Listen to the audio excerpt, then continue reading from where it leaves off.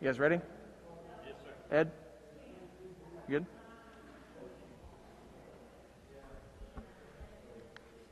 I'd like to call to order the Board of Selectmen meeting for Wednesday, February 3rd, 2021. First item on the agenda is public comment. Seeing none, move on to review of minutes for January 20th, 2021, a lot of 20s. What's the pleasure of the board? Approve the minutes as presented. I'll second that. Motion made and seconded. Any discussion? Hearing none, all is in favor? Aye. 4-0. Next up, we'd like to welcome Deb Goodsell for an update from the Senior Center on COVID-19 vaccines. Welcome. Hi, How are you? thank you for having me. Anytime. All right, so we've been getting a lot of phone calls, as I know all of you have as well, and the Board of Health and everybody else wondering what's going on with the vaccine. So I kind of just wrote a little information here just to share with everybody so that the information is out there and everyone has the same information as we do. So basically, the governor announced that seniors over the age of 75 are in the first grouping to be vaccinated in phase 2, which started on February 1st. Just to put this in perspective, the town of Clinton has 3,700 seniors, and 1,200 of those are over 75, okay? So needless to say, that's why you're getting a lot of phone calls. This past Friday, there was over 500 senior advocates on a Zoom call with the state of Massachusetts, and basically they were discussing the rollout, and the basic message they wanted everybody to know is that this is a marathon, not a sprint. So this is going to take time, and they said that it is coming to your area. There is enough for everybody. Be patient, it is coming. Just this week, UMass and Reliant Health announced that they will be contacting all of their patients in their system to set up vaccinations for them. In fact, UMass is going to be starting on this Monday, and they're going to be doing it at the Mercantile Building at 100 Front Street in Worcester. So they're going to be reaching out to all of their patients over 75 and scheduling those appointments with them. The message that they're giving is, don't call us, we'll call you. So they're going to be contacting their patients either via phone calls or by their MyChart. And I'm assuming Reliant will follow the same protocol as well. We were informed this morning by Senator Cronin's office that retail pharmacies are set to receive limited amounts of the vaccine from the federal government starting next Thursday, February 11th. So we don't know which pharmacies in town are going to be getting it, if any, but they're going to be rolling it out to all the retail pharmacies. And I can tell you right now, we've got, Leominster, Hannaford is going to be having it. CVS and Hudson is going to be having it. Walmart is already advertising they're going to be having it. So the Council on Aging is in constant contact with the area pharmacies, the state agencies, and our own Board of Health. And as soon as we have any concrete answers or information as to where you can go to get the vaccine, we will send that out via our automated phone system. So, if you get a call that says Clinton Senior Center, answer it, it'll be information. Also on that note, if you are new to Clinton or have moved and your information has changed, please contact us so we have your updated information in our system. The one last thing that I just want to make sure that all the seniors are aware of, wherever you get your first dose, you have to get your second. So if you are going out to Agawam, or you're going out to Gillette, you need to go back there for your next dose as well. So just so everyone is aware of that. But it is coming. It will be here. There is enough for everybody. Be patient, and we'll let you know. That's what I have. Thank you. Any questions from the board? I just had one question, Mr. Chair. Are they looking to get something that's a little bit more centralized where you go into the website and it tells you what's available, where to go, where the nearest one is available? Because I've just found searching for this that you kind of have to go to each individual place, register, see if they have some, and then if they don't, you move on to the next one, as opposed to, and obviously I don't know, I'm just asking if they communicated, like if they, in the future, they're going to do anything like that where it would be a centralized thing that would that would send you to available locations? I don't see that Okay. happening, but we have compiled a list ourselves. You have it in your packet of the locations nearest to us. Okay. That are going to be offering it eventually. And like I say, if you go on to let's say you go to Leominster, Hannaford, and you click on the site, it's going to tell you there are no appointments available within 50 miles. Yeah, that's yeah. because they don't have it yet. Okay, Once okay. they have it, it's going to show all these empty appointments, and you'll Okay. be able to go out and get it. The other thing, too, that's important for the seniors to know also is they're going to be rolling it out into the homes as well. So if you're homebound, it will come to you also. The home care agencies are going to be going to the homes and rolling it out that way as well. And if you don't have transportation, we have the vans. We have the WRTA ready and available to take you. We go to Worcester on Wednesdays and Fridays. We go to Leominster, Sterling, Lancaster on Mondays. We go to Bolton and Berlin on Tuesdays. We're in town every day. So if you need transportation, that can be arranged as well. That's great. Thank you. Thank you, Deb. That's it? Yeah, thank you. All right. And just Good to luck, follow up guys. on that, I spoke with Steve Lipka before the meeting. They weren't able to make it. And he's echoing what we're all dealing with now. We're doing the best we can to fill in the holes where there isn't information. So Yeah. we're getting a lot of calls. We're going to keep getting calls, and we'll take all the calls we can. We just ask everybody to be patient. We're trending tremendously in the right direction. The past 3 weeks has been fantastic. We're hoping to get back in the yellow in the next couple weeks. We get emails today about kids going back into school after vacation, my kids after vacation, and it's going the right way. We took our punch, and hopefully we're heading toward better days. It's just everybody wants this vaccine, and all you have to do is read the papers. It's frustrating on a federal level, on a state level. No one's ever done this before. So let's just stay together. Yeah. And if you have questions, contact the senior center. Yeah, give us a them your call. information, right?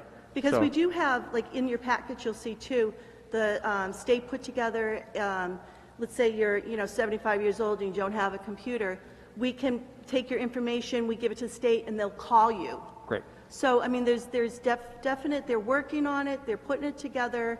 Like I said, all of this is new to all of us. Right. So it's, as things come out, we'll let everybody know. Terrific. Thanks a lot. All right, thanks, guys. Thank you, Deb. Doing a good job, thank you. Next up, we'd like to welcome members of the Clinton Housing Authority to introduce our new executive director.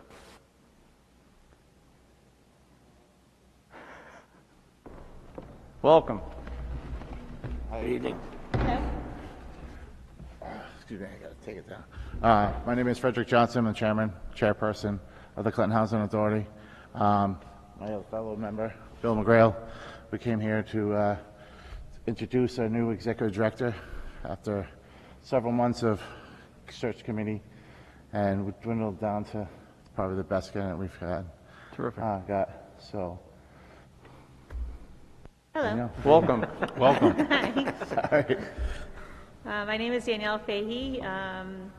I come with a lot of experience, both from the public housing world and the private sector as well. I worked for the Worcester Housing Authority for over 12 years as a housing manager there, and then I transitioned to the private sector where I learned project-based Section 8 and different affordable housing programs, I would say, go to that. So I'm up for the challenge. I welcome it. You have a great town. Everyone's been very friendly and nice. So I'm looking forward to it. Awesome. Any Yes. questions from the board? Wish you the best of luck. Thanks. We're here. If you need anything at all, please let us know. I appreciate that. Thank you very much. Yeah, I really feel, sorry, Bill. No, go ahead. I really feel like the housing authority's turned a corner and is heading in the right direction. So Hope so. I'm really excited that you're here, and I'm excited with the makeup of the board and to see where things are going. Great. Thank you so much. Just want to say welcome to Clinton, and if there's Thank ever anything we can do as a board or I can do personally, don't hesitate to ask, and we'll see what we can do. I appreciate that. Thank you Please. very much. Good luck. Thank you. All right, thank Have a you. good night.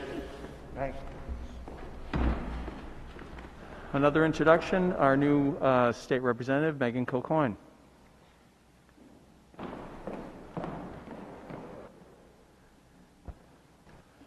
you. Thank you for having me. I'll pull down my mask if that's a little easier to make sure everyone's comfortable. My name is Meg Kilcoyne. Really happy to be here tonight. As many of you might know, I was sworn in on January 6th, so we're approaching 1 full month of the transition. You're still here. That's good. Yeah. So, I think this is actually perfect timing that I'm able to come before you guys because we're right about to really start on the new legislative session. I know my predecessor, Rep. Naughton, was here in December to give you a legislative update on some of the town priorities. So what we're looking at right now is most of those bills will have to be refiled. We did manage to get the Conservation Commission bill signed into law on January 6th, but the rest unfortunately got stalled near the end, which is understandable. We had a pretty unprecedented cycle last term, or session I should say, where the legislature actually was taking substantial votes up until, I think, 4 in the morning. But we are looking, I would anticipate, to get back on to a much more conventional legislative cycle schedule. So fortunately, most of the local approval that was received, I'm sorry, all of the local approval we have is still good. It's usually on a 2-year cycle. So we might have a bit of a deadline with some of them coming up slightly before the end of the 2-year cycle. I believe a lot of the local approval for most of these bills was at the town meeting that occurred in June. Yep. Yes. So we're going to be keeping on top of that, and I'm really excited to work with the Senate delegation as well to make sure that we're going to be pushing these through shortly into this new term. We are also looking at the budgetary cycle, I think, getting on a much more normal schedule. I know for you all, it was likely very frustrating with some of the delays that we saw with our budget. Unfortunately, just due to the pandemic, due to confusion as to what the revenue was actually going to look like, a lot of this stuff got delayed. But I recognize that for you, it makes it really hard to come up with a sound town budget when we're not giving you information. So my hope is, based on what I've heard from leadership, based on conversations with the legislature, we're going to be looking at getting back onto a much more normal schedule, with the House setting to look at the budget at some time in the spring, and hopefully get back on that fiscal year agenda as we previously had. So that's going to be happening shortly. It might be a little bit delayed because we did have a legislative filing get pushed back a couple weeks, so the deadline for filing is actually going to be on February 19th this year. Typically that would have happened about January 15th was the original deadline. So for me, I feel very fortunate that I've had the ability to work on a lot of the Clinton's issues, especially when it comes to the budget, and we're going to be communicating those priorities shortly, I'm sure, with whoever is named Ways and Means. I guess I got a little ahead of myself. Another issue that we're going to be looking towards with the cycle is committee assignments will come up, and that'll give us a good understanding as to when we're going to start seeing bills actually start to move a little bit once they're filed. So, for me, I think I'm really glad that I'm here before you to hear about things that you all care about, priorities you want to make sure that I'm aware of, and start this dialogue to make sure that, I'm effectively advocating for you on Beacon Hill, even though right now we are quite remote in our dealings on Beacon Hill. But yeah, I'm really happy to be here. I'm really, any questions, I'd love to answer them, and I'm just, like I said, I think the timing is perfect because we're about 2 weeks out from bill filing and probably about a few weeks to a month out from when the budget cycle is going to start to kick in. So I think that this timing is perfect, and I'm excited to working with you all, to address both the long-term goals for our state and our town, and also recognizing that we're in the middle of a pandemic. So there's a lot that we at the state need to do to make sure that we're effectively supporting you in the work that you do here. To touch a little bit on that, and apologies if I'm rambling, I'm trying to just hit my little outline in my head here, but I think that there's been a lot of conversations amongst my colleagues about some of the needs that are specific to our region in Central Mass and Clinton. We heard a little bit about that from Deb Goodsell, who just spoke at length about the efforts of that's happening in Clinton, but I recently, the Central Mass Caucus recently communicated to the governor some commonalities that we're seeing in our area. I think I know from our office, we've been hearing from a lot of people throughout this Clinton and the other towns about concern over lack of a mass vaccination site, confusion over the website, lack of the the difficulties of only having an online portal. So we've been trying to advocate to get some more information that we can send to you to help you communicate what's going on, and also make sure the administration's being responsive to what we need here in Central Mass. So again, I would ask if there's anything you think that we should be doing, or other concerns specific to the town of Clinton, always feel free to reach out to let me know. And those are things that I'd be happy to communicate as best I can to make sure that we're getting some sort of response, and that the administration is aware of what it is that our region needs to effectively address the pandemic and this vaccination rollout. So yeah, I think that covers the kind of introduction that I was looking to give, and I'd be happy to answer any questions anybody has. And like I said, I'm just happy to be here. It's exciting to be in person and see everybody, and then have a break from some Zoom meetings. So I commend you guys for doing this so in a socially distant manner as well. Thank you. Mr. Connolly? Thank you, Mr. Chairman. Megan, just welcome on behalf of the town of Clinton. It's pretty historic that you're here, the first woman to represent Clinton, Mass. And while people say you're the first rep from out of town, you're a Clintonian through and through. I go by your father's homestead every day going home. I actually started my career in politics with your dad 50 years ago on Parks and Recreation. So you're a Clintonian, and welcome to our meeting. I just want to convey my concerns or areas of interest. Is number one, on the budget. It's just like you had mentioned, not knowing what the revenues are. 50% of our budget is state revenue, and not knowing is a lot worse than bad news. Yeah. So even if it's looking like it's going to be negative for us, we need that information so we can make decisions for the town.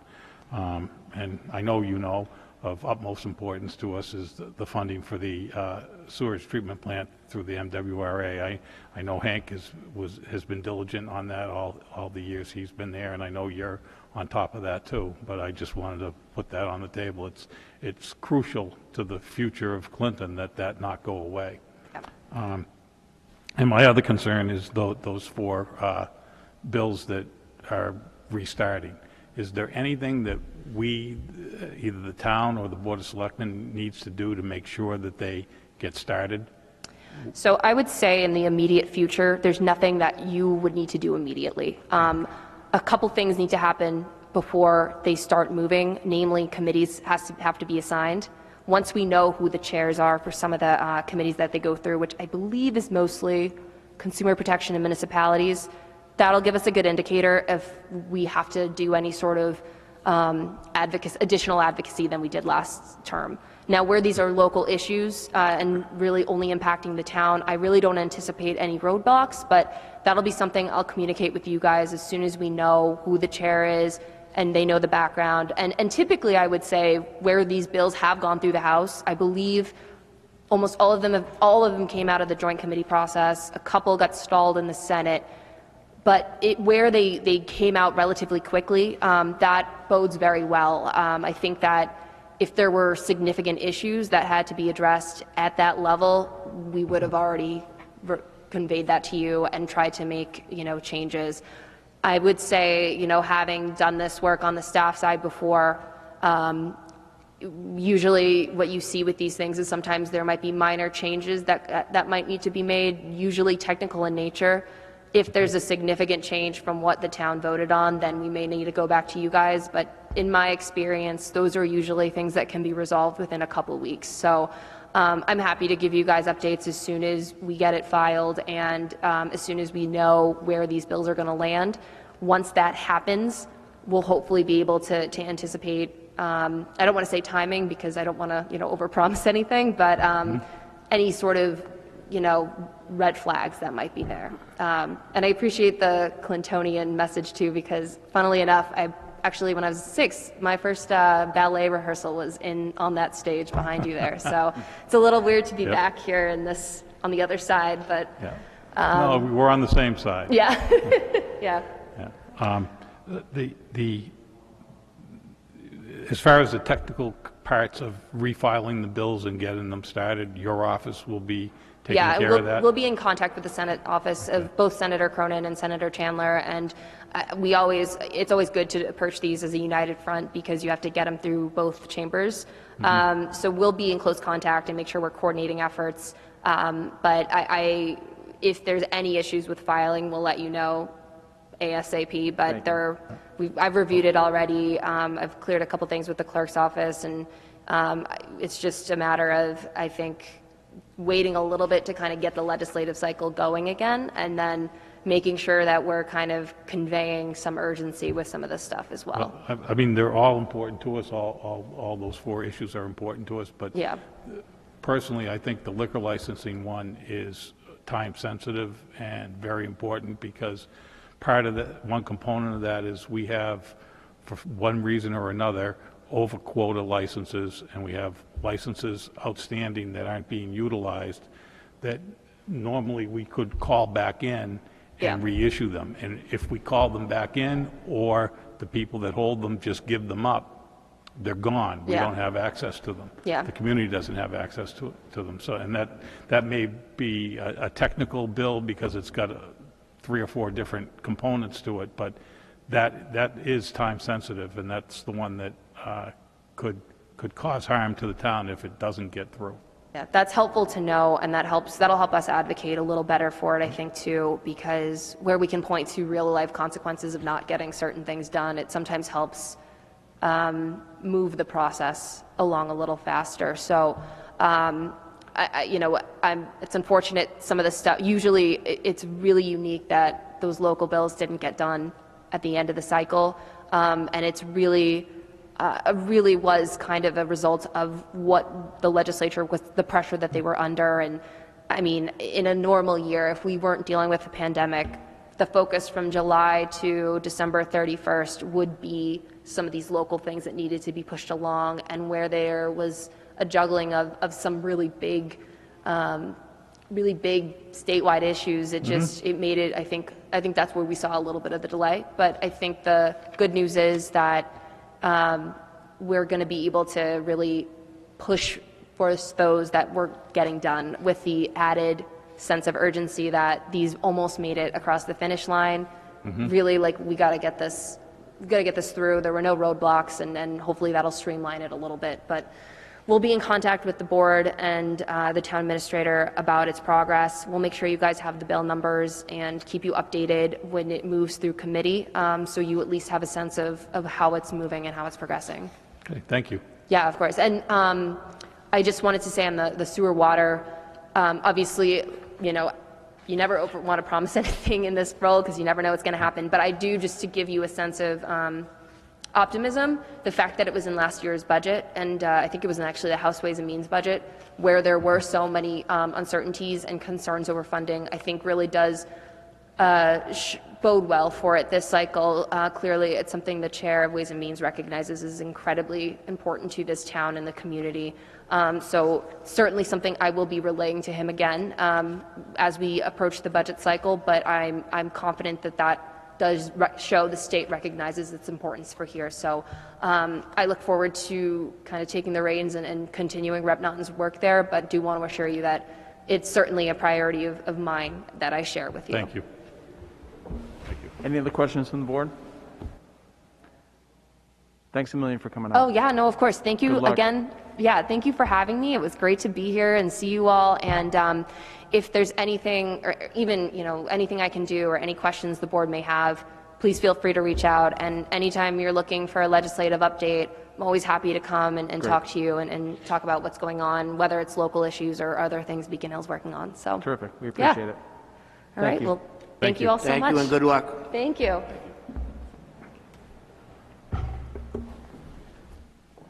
Next up, Phil Duffy, Community and Economic Development Director.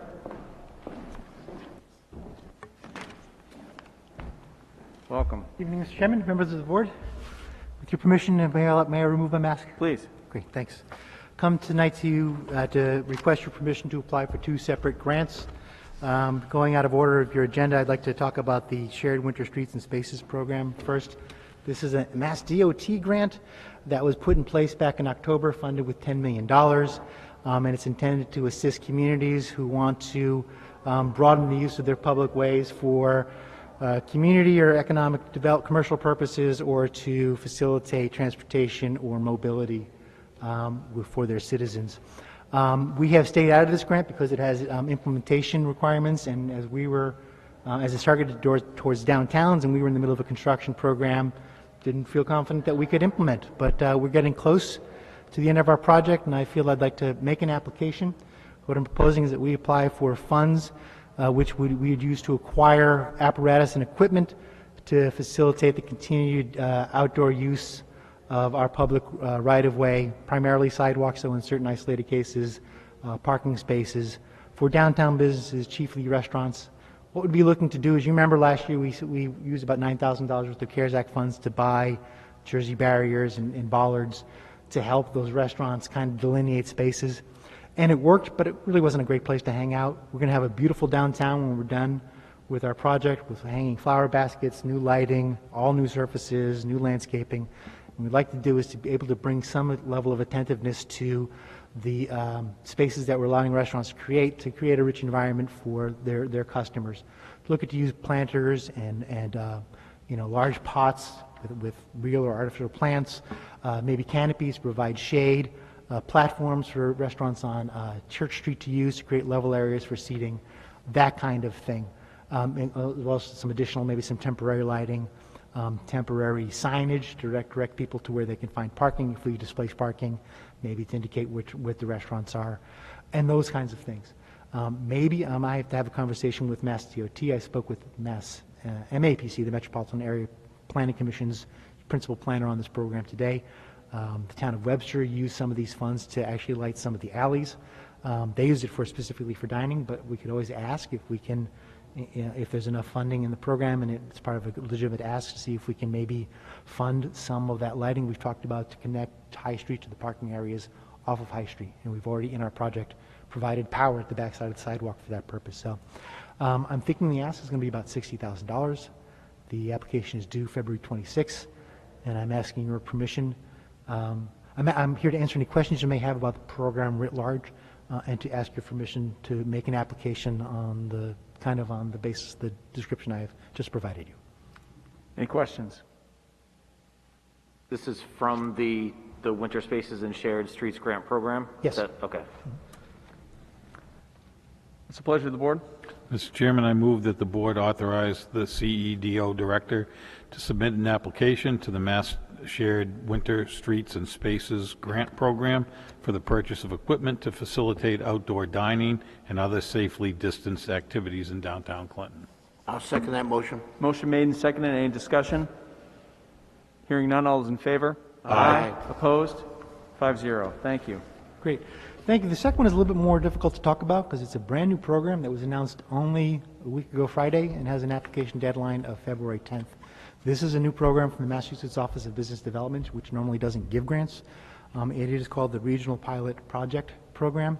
And what they are looking to do is they're looking to identify and help communities implement regional approaches to addressing the economic impacts of COVID-19. So this requires that at least 2 municipalities participate in the application. It encourages the participation of 501c3s.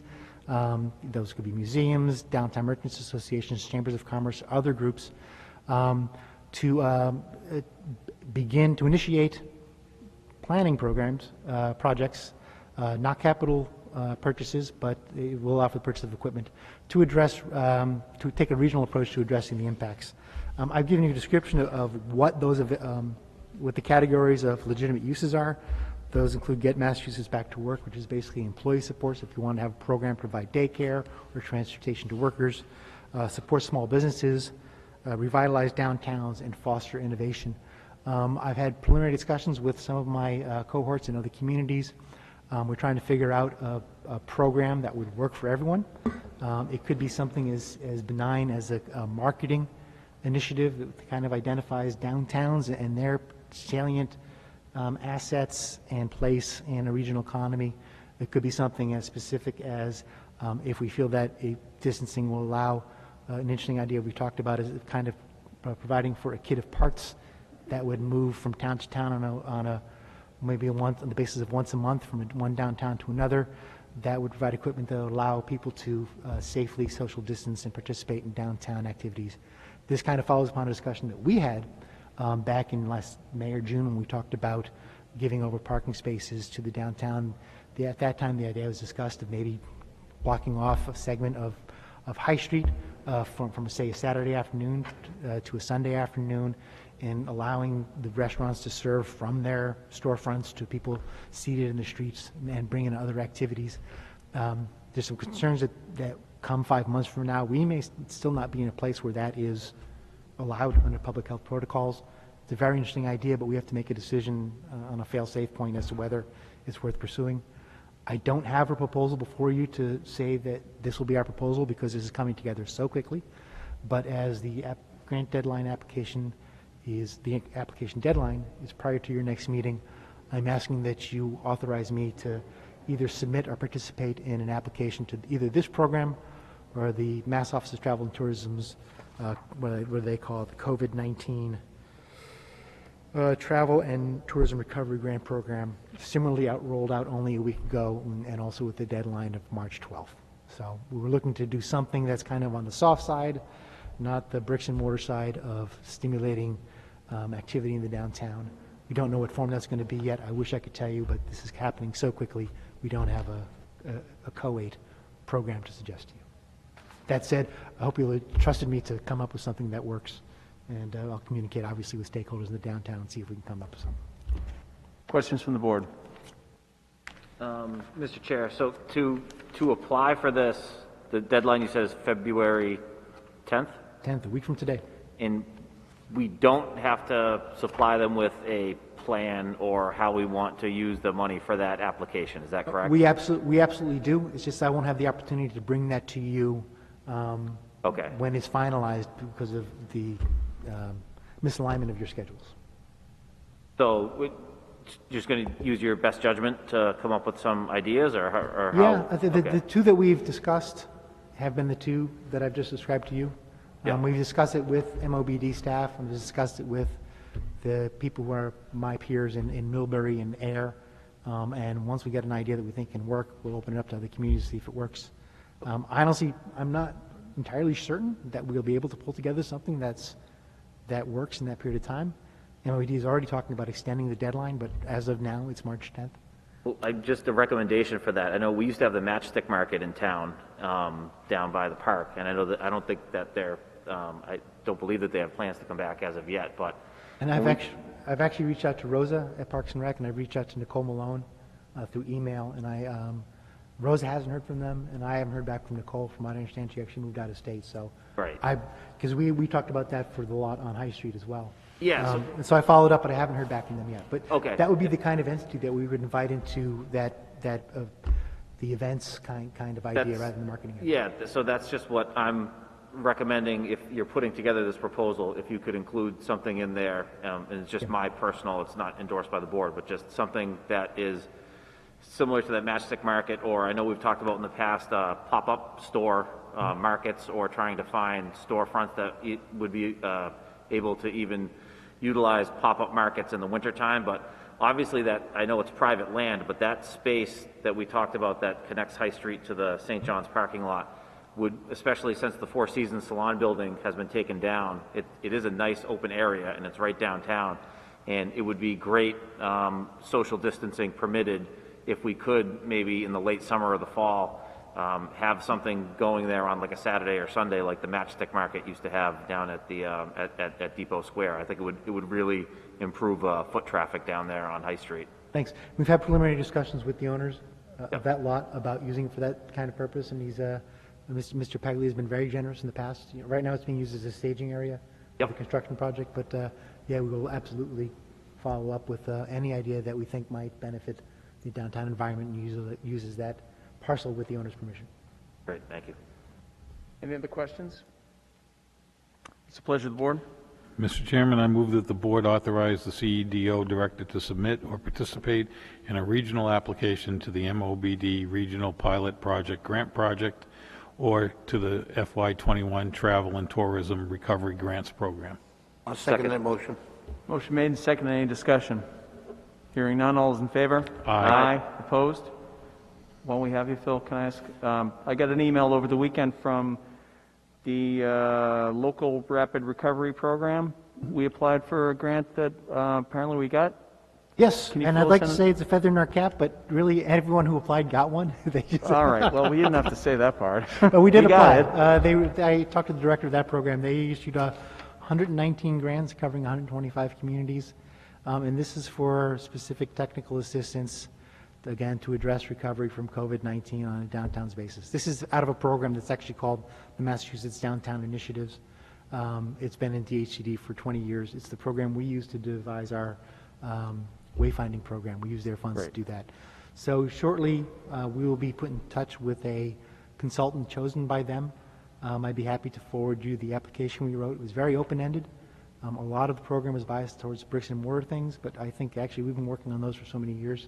I think we got a pretty good handle on that locally. So I basically was looking for some guidance on how to bring people back into downtown and how to encourage people in a feeling of safe, a feeling that they're safe in coming back downtown. So Terrific. that's what we're looking towards. Any other questions from the board? Thank you. Okay, thank you. Thank you, Lou. There is no administrative business tonight, so we'll move on to old and new business. Mr. Ward, an update on the police chief appointment. We have 4 consulting companies that have submitted proposals. So these are some consulting proposals to run the assessment center. There were 4 that pretty much are standard in the industry that get involved. So it's just kind of best business practice based on, if the board read them over, which one you think might be good. There is a firm that has been doing work here in Clinton in the past and seemed to go very well and be satisfactory. And so that firm put in a proposal, but then we had the other 3 as well too. So What's the pleasure of the board? Recommendations? oh, I'm sorry. Was that? Do we, Did go ahead. did Mike make a recommendation? Do you have a recommendation, or you going to lean on us here? Yeah, I mean, if I guess if I'm able, I guess at this point, because we don't have any candidates, so I guess I could make a recommendation. But Public Safety Consultants is a firm that we've used in the past, and again, the candidates in the department that went through that process all spoke highly of the process, and this firm is very familiar with the HRD and the civil service process, and are very respected in the industry. So, again, we had proposals. There were some high, some low, and then some in the middle. So I think theirs was a mid-range proposal, and again, a firm we're familiar with. So if I had to make a recommendation, I think they would be ones that I felt comfortable using again, since we had success with them in the past. So. Mr. Chairman, I move that the board vote to move forward with the public safety consultant that was recommended by the town administrator. And I'll second that motion. Motion made and seconded. Any discussion? Hearing none, all is in favor? Aye. Opposed? 5-0. Thank you. These next 2, we probably bundle them together. We met with the personnel board today to talk potential salaries for the cable director and the facilities director, and we came to an agreement on numbers, and we're going to continue negotiations with hopefully resolution soon. We've been in preliminary discussions with top candidates for both positions, and assuming the numbers work out, hopefully we can have some good news Right. by our Mr. next meeting. Yeah, if not based on sooner. that action, we'll go back and make an offer and see where we're at, hopefully by the end of this week. I know the Human Resource Manager will reach out to the candidate tomorrow, so hopefully we'll get some information soon. Great. Mr. Chair, if I may, Yes. I think we have to give consideration to improving the efficiency of this process, because it's nothing against the Personnel Board. I think they're great, but what we give a range to candidates, and then they agree to apply or interview based on that range. And then when we start negotiating salaries, I don't think they're aware of the STEPS programs that are in municipalities.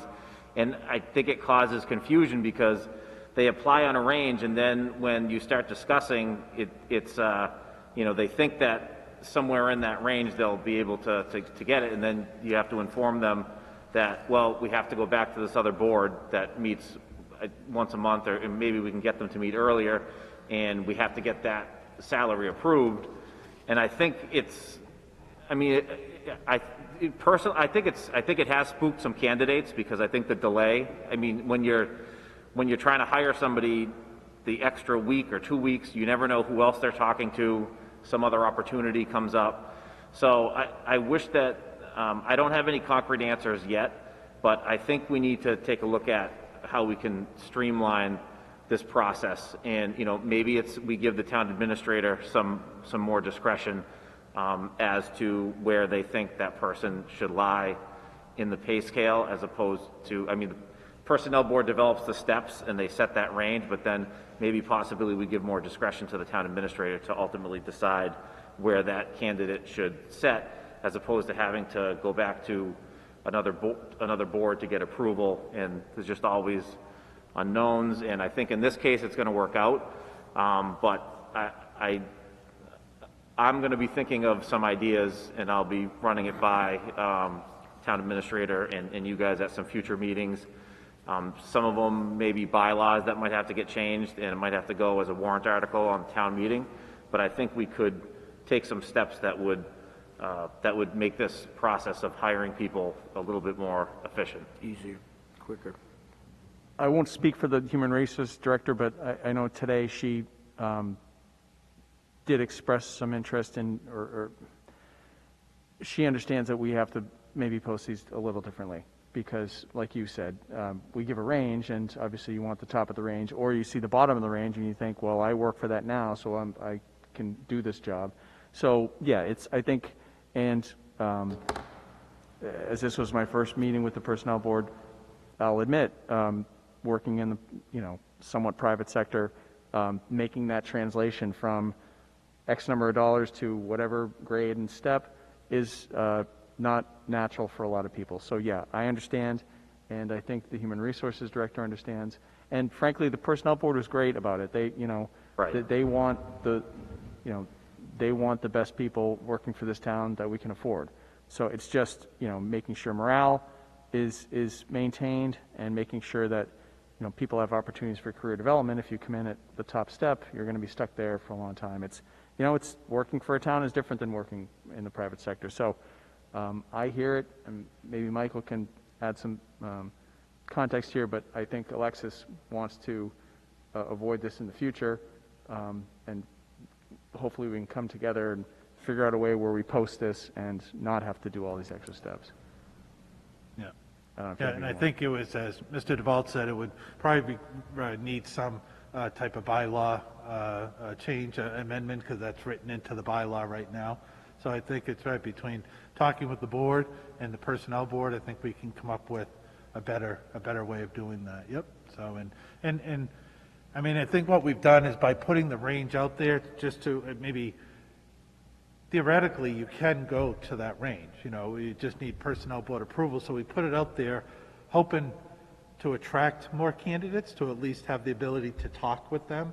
But I agree, it does get to the point when you get to the end that they just kind of want to move forward. And if they do have other jobs that they're soliciting, then it does put us at a disadvantage. Yeah. So. But as the chair indicated, I think the Personnel Board is open to discussing it, so. Yeah, and anytime you apply for a job, you're not guaranteed, it's a negotiation once you get hired. But I get, the only thing that I'm trying to cut out is unnecessarily prolonging that that process where, we have to, when you're talking to that candidate and you tell them, well, we have a personnel board meeting coming up in 2 weeks, and then we're going to propose, and then, we hopefully they'll approve, and they usually do, but it's sometimes there is a little bit of pushback, and I just think when you're trying to hire somebody that you feel confident can do the job, that extra time sometimes is, I just don't think it's beneficial to the process, that's all. Understood. Mr. Chairman, if I may, I'm supportive of Selectman DeVault's position on this. Personally, I think it should be up to the hiring authority to determine where on the salary schedule to place a prospective employee. There's all kinds of subtle evaluations on the capabilities of a potential employee. Maybe they've done the job before.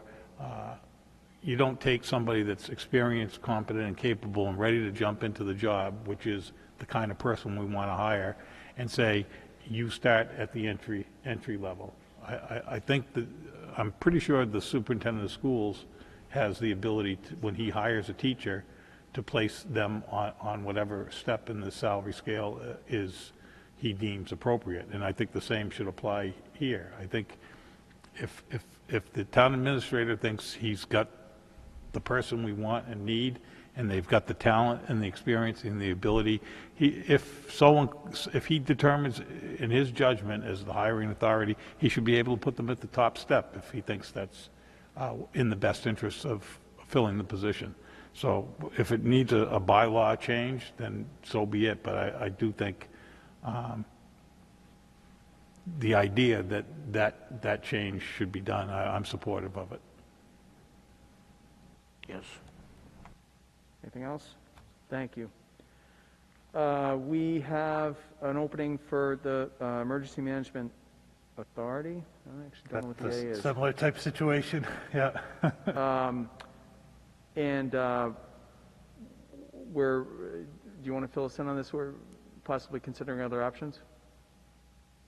Or Or we have facilities or SEMA. SEMA. Did I miss facilities? I put those two together, sorry.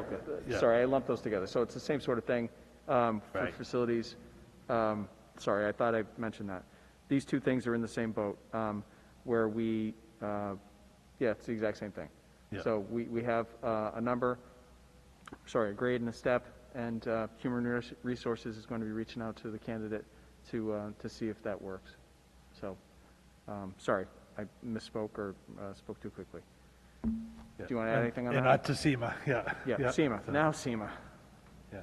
please. So I think that as the board is aware, the current SEMA director, Mr. Spanthus, who had been here a long time, had retired or stepped down from that position, and we appreciate all the work that he gave us over the years. And now, going forward, I think, Mr. Spance did a great job, and he enjoyed doing it and wanted to do it, so we kind of kept it in the volunteer hands. There is, I believe, one person in the department that, in the volunteers in that organization that is willing to maybe step forward. But the only one I thought at this point is with the vacancy there, would we maybe want to explore discussing with the public safety departments to see if it's a role that they might want to undertake. I haven't talked to them, so I'm not saying that they do or they don't, but a lot of communities are now either having the fire chief or police chief kind of take over these duties. It's becoming much more involved as a coordinating with the state and paperwork and applying for grants and during disaster situations of getting the correspondence for the FEMA disaster help, the assistance afterwards. And a lot of like I'm involved with the COVID one, and usually snowstorms, it's usually the DPW superintendent, but everything goes through the SEMA director. So, and we had a good relationship with Mr. Sapanthis, so it worked out. And not saying that we won't again with the volunteer, but it is getting to be a much more bureaucracy and paperwork type position. So I just thought if the full-time departments that are here every day, that are able to go to the meetings, that get the contacts and the correspondence, and I know the police department and the fire department when, during the beginning of the pandemic, they were working closely with FEMA themselves to get the PPE for their departments from the state and federal government. And so I think it's, you know, it was just something to at least to go down that road and explore and see if they're interested, and if not, we can also talk with this gentleman who is in the agency that, you know, a little bit more about their background experience and what time commitment they have for it. But instead of just, you know, automatically just kind of rolling over into what we were doing, maybe taking a look at a different approach. So. Thoughts? Just thoughts. I'm just seeing this firsthand now and seeing what it means. I'm concerned about SEMA is a volunteer organization. The people that have been active with Dino and supporting Dino in the work that he did down there, I don't want to lose them. I don't want to discourage them from participating. And it's not a paid department. I hate to see it get absorbed into a much bigger agency and then just become a name only and not a functioning group of volunteers doing providing the services that they've had. I don't object to the idea of maybe interjecting a manager in the middle between the town administrator and the director, but I still think there should be a director from the department responsible for the day-to-day organization, and maybe have that person report to the fire chief or the police chief if the town administrator thought that was a good idea. But I'd hate to just abandon the concept that we have and lose what's turned into a pretty active group of people. Right. Any other questions or comments, thoughts? Mr. Chair, have any of the people in this volunteer group, to your knowledge, Mike, have any of them showed interest in filling that position? Yeah, I think there has been recently one person that expressed interest, and I think back when I spoke with Mr. Sapanthis before he stepped down last year, he wasn't sure if there would be anyone, and he didn't know that there was going to be anyone at the very beginning when he was deciding to leave. He was going to leave a year before, but with the pandemic hit, he stayed on to help out because he wasn't sure there was anyone in the organization that would take over. However, since his announcement, now that he waited a year, his announcement this year, there was one gentleman in the group that did put forward their name to take over. So I haven't met with them yet, so I certainly be willing to sit down and talk with them and get more information about their, you know, what their interest or what their motivation was to put in for that, and what they see for the direction of the agency. So I'll be happy to do that as well. And that's what I wanted, you know, kind of this discussion, to have this input to see what everyone thought, you know. So if we feel we get a good person who has that commitment to keep the volunteers going, but also has the commitment to work on the state level issues, then that's great. That was just my concern, that, you know, Dina was very involved, and, you know, they knew easily how to get in touch with them, and he knew all the contacts at MEMA, and I just was concerned, you know, that we didn't have someone that could kind of step into that for us, that we might kind of lose out on some of the information or some of the opportunities that Dino seemed to always find out about. So, but certainly, you know, there is one person there, and I can talk with Dino further to see, you know, his thoughts on it. But I think it would be worth at least meeting with that person. Yeah, I agree with Bill. I don't want to discourage anyone who's volunteered, especially since I think a lot of people have been there for a while. But I do understand that these things are getting more and more complicated, and the town can't afford to miss out on reimbursements or anything that's coming to us when it comes to dealing with disasters or COVID or anything like that. So, yeah, hopefully we can find that sweet spot in the middle where we can continue to encourage volunteerism and still get that professionalism that the department and the town deserves. So, Mr. Chair, it's a volunteer position though, right? right. So I guess by that, I don't know like how the legality works. It sounds like the argument we're making is that it'd be better if like the chief of police or the fire chief became the SEMA director or absorbed that responsibility. He'd have more resources to deal with the added bureaucracy that's coming with this position. But I don't know. I don't know. I'm not a lawyer, but wouldn't that be some sort of like violation because those people get paid for a job, and this job is supposed to be a volunteer job. Do you know what I mean? Like, can you ask like an administrative assistant that is employed by the fire department or the police department? Can they work on SEMA like paperworks and initiatives and things like that without? Because if it's been done in the past, if the structure of it, if it's supposed to be a volunteer organization, that's my only question for going that route. Michael can help me here. I don't think we're forcing anyone to volunteer for anything. We'd have to, rework people's job descriptions probably. We just want to make sure if we want to make sure that we have the personnel to handle the responsibilities that are called for here. So, if we, I guess my question, to boil down my question, is it's not a it doesn't have to, does it have to be volunteer? I don't think so. Okay, all right. No, not for the director position. Okay. I mean, the people that help out are volunteers, and they get called in, maybe in a huge disaster, maybe they'll help with some response, because once all hands are on deck, even with all police, fire, DPW, there's always a need if it's a major flood or ongoing event that's going to be several days or weeks. You can always use that extra help. So that was always good to have those people at the ready. And they meet, on so many times a year, and they keep themselves up to speed on things in training in order to be ready. But it doesn't.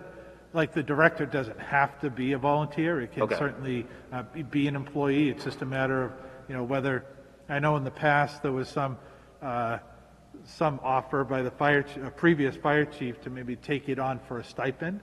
So whether we want to do something like that or just make it part of their duties. But in terms of legally, there wouldn't be any legal prohibition to doing it. It's just, I think, like Mr. Conley said, it's just making sure that if it was that going that route, that person was then going to try to continue to support the volunteer aspect of it, and not just say, well, I have my own force here, and we don't really need to call them unless it's like some extreme, every 5 years or something, to call them in some extreme situation, and then you lose them because you don't have them staying active. So.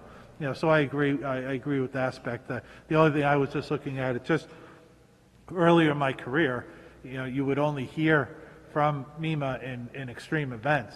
And now it seems like you get regular emails, whether it's weather, whether it's the pandemic, whether it's maybe a hurricane coming, whether it's a grant opportunity or different things. There's always information coming through now, where before it was never like that. So it's just getting to be a lot more like everything, a lot more bureaucracy and paperwork and communication.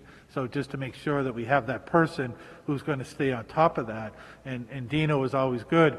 If there was a grant or something major that would come through, there's a lot of times MEMA only sends it to the director. So we wouldn't, the full-time staff, we wouldn't get that information. They'll send it to the emergency management director, and Dino is always good to forward that to me to keep me informed. So as long as we have someone that would stay up on that and then inform the town departments as necessary, then that's great. But with people being busy and having that ability to develop those contacts that Dino did over the years, that was my only concern. But if someone wants to make that commitment on a volunteer effort, I'm all for it. All for it. But it is getting to be like everything is. Whether it's selectmen all the way down, volunteer efforts are getting a lot more demands on your time to do those things than they were 20 years ago. Right, okay. Right, I think Mr. Zepantis, we can all agree, set a standard that we want to keep meeting, and this job's getting harder, so let's just make sure that the next person that takes this role, has the experience and the commitment and the tools to do the job the way it should be done. So, And Mike interview the guy and we'll see what happens. great. Mr. Chairman, I just want to clarify my thoughts on the subject. I think we should move forward with appointing a SEMA director from the community to continue overseeing the department and explore whether we want to reorganize that department or create an executive director position to handle the paperwork and that type of stuff. I know from past conversations with previous fire chiefs, there was a great deal of frustration on their part or his part that there was no administrative support. He was a firefighter that moved up through the ranks and became fire chief, but there's no administrative support, and the paperwork becomes, as you expressed, Mike, it just keeps growing and growing and growing. So I'd be surprised at the idea of dumping more on that department head. I know the police department does have administrative support. I don't know if it would be capable of absorbing the work, but I think we can explore those options and pursue them and execute them, but at the same time, we can also fill the current vacancy and keep that department functioning until we come up with a good way of expanding that role. Sure, good. Okay. And there was another good thought, too, about maybe the reorganizing as to, who they report to. So that might be another issue, too. Yeah. Okay, to be continued. Thank you. Project schedule for implementation of the consolidated financial software. Mr. Ward?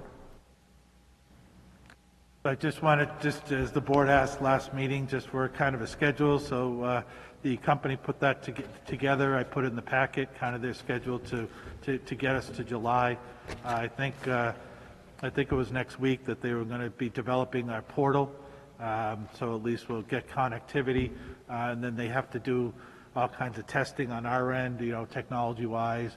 But the biggest thing is the chart of accounts, and we have a consultant that's going to be putting that together with the town accountant to get that formulated. So that's the biggest piece of it, to make sure that all of our accounts are set up the way we need them to be, and that they integrate with the new software. So that's the biggest piece of it. And then the second biggest piece would be the training. So that's going to take a lot on the back end as well, too. But it's already, like I said, we're already in progress, and that's the schedule they gave me right now, a tentative schedule to get us to July. So. Any questions from the board? Thank you very much. Any other old or new business? Mr. Chair, so I received your email about the Savage Field lighting project. That's great news. Is there a date for when that's going to close? Does that addendum have to go back out to a bid?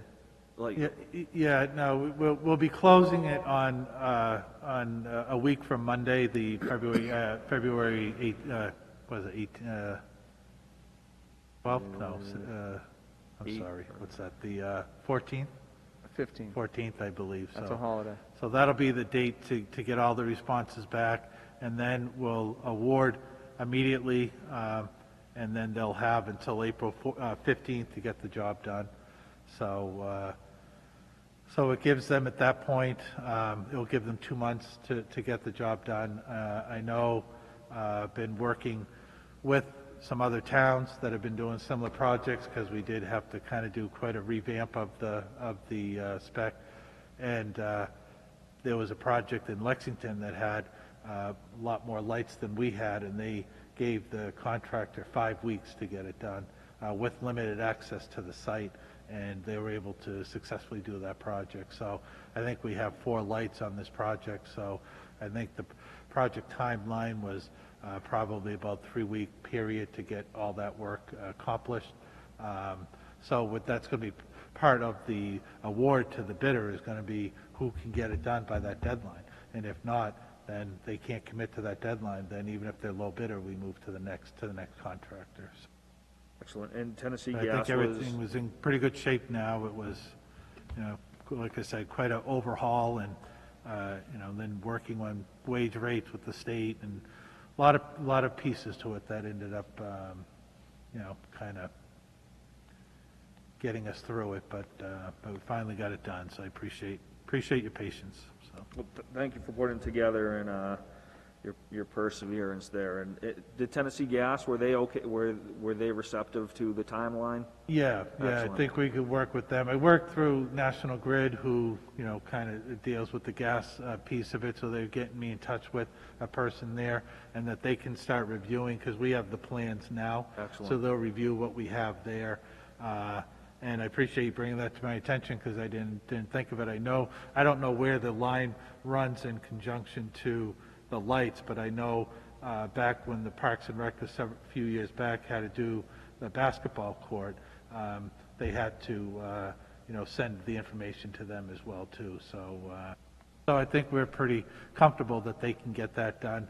The only thing which I hope they won't need to is sometimes that they would require, I think what the Parks and Rec told me, that they would require someone to come on site when digging is being done, just to make sure that nothing happens. So we'll find out whether that's in the zone, if it's close enough to the range where they would have to do that, or whether we can just get it okay on the plan. So we're going through that now. So I thank you for bringing that to my attention. So. Excellent. Thank you. Anybody else? Any committee reports? Okay. Yeah, the town surplus subcommittee, we did get together briefly. We did discuss we're going to be in discussions with the school committee about the possibility. Nothing's happening immediately, but they're going to be discussing as a board the possibility of relocating the central offices and making the central school office building, kind of putting that building into the play of this subcommittee, which is to try to find the most efficient use for some of this, some of these buildings. I was going to go to the next school committee meeting and try to follow up again on the fire station where we left off. The thought was that they're so busy right now with the school reopening, and that it's probably not the best time to put that on the agenda. We did also discuss the Jeans Auto location, and the possibility of basically we're trying to talk about what our options were in the RFP process, and so we just left it off. We're going to try to think about what ideally we would like that the purpose of that property to be, and we're going to come with ideas at the next meeting. So we're just trying to attack these properties one at a time, and try to create paths forward for all of them. So that's kind of where we're at now. Thank you. Any other committee reports? Our next meeting will be Wednesday, February 17th. No other business. I'll accept the motion to adjourn. Motion to adjourn? Second? Motion made and seconded. Any discussion? Hearing none, all is in favor? Aye. Opposed? Thank you and good night.